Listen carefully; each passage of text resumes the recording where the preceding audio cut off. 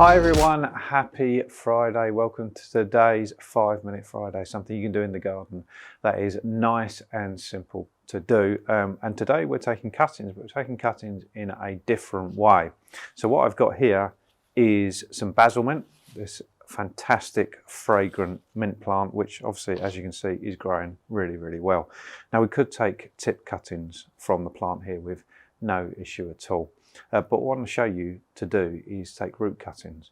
Now where that works really, really well is if you haven't got as much top growth. Obviously this plant has, but the principle is exactly the same. So we're going to take some root cuttings, put them in a pot, and they'll grow, which might surprise you, but it works really, really well. It works particularly well for things like mints, stuff we grow here, things like lemon balm and stuff like that. Okay, so what I'm going to do is first off, we need to take the plant out of the pot. Now, it's quite a big plant, so it's been in here a little while, so we need to be a bit delicate with it, and pushing down like this releases the plant away from the pot and it comes out nice and easily.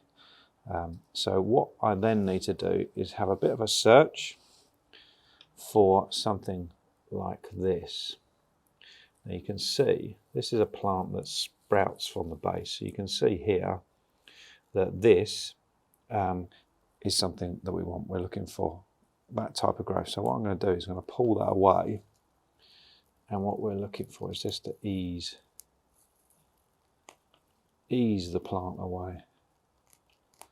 Okay, just like that. Don't worry too much again about getting some soil. We'll push that aside. You could take loads of root cuttings, but if I bash this on the table a little bit, get rid of some soil just so we can see what we're actually looking at here. And what we're looking for is to tease this away. We're looking for something like this. So here, actually against the soil, you might be able to see it a bit better. So here you can see this is the mint root. Now you could plant this as is with the top. We can actually make a few more plants out of it as well. So what I'm going to do is cut, that is about what, two fingers. I'm going to cut that like that, and then I'm going to do the same again there. Okay, now those two will make new plants, and the new growth is going to come from here. Okay, and you can do that across loads and loads of roots. So you could, in some cases, if you've got a big mint plant, you can make sort of 20, 30, 40 plants out of one plant.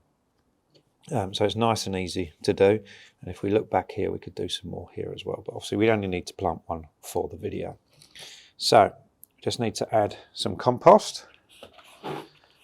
So let's tip that compost in there. So you don't want to fill it as much as I've filled it there. Just pour a little bit out. Okay, about there is perfect. So I'm going to grab one root. I'm just going to lay it flat on the surface of the compost. Just like that.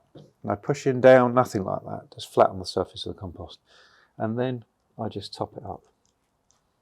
Okay, smooth it over and just top up with a bit of compost. Now that, believe it or not, will grow, and you'll get a new basil mint plant before you know it. So the only thing that's left to do is give it a good water. What you'll notice when you unpack compost and open a bag of compost, sometimes it's really dry, other times it's really, really wet. In this particular case, it's a bit dry. So make sure when you're doing cuttings, get a nice lot of moisture into the compost. Sometimes it takes a few times. You can see it bubble up and then soak through. You can see it coming out the side. So the fact that it's coming out the bottom there means not a huge amount is actually soaking in. So just keep on doing it until you're satisfied that it's nice and moist in there. So with cuttings and root cuttings and things like that, it's really important to get the compost when you first do it nice and moist. And once you've done that, put it in a nice warm place, somewhere like a windowsill. This time of year, so we're at the beginning of April, almost, this time of year, you could probably do it outside, but I would always go, put it on a windowsill, conservatory, greenhouse, somewhere like that, and before you know it, it will start growing. Any questions at all, as with all our 5 Minute Fridays, get in contact. See you soon.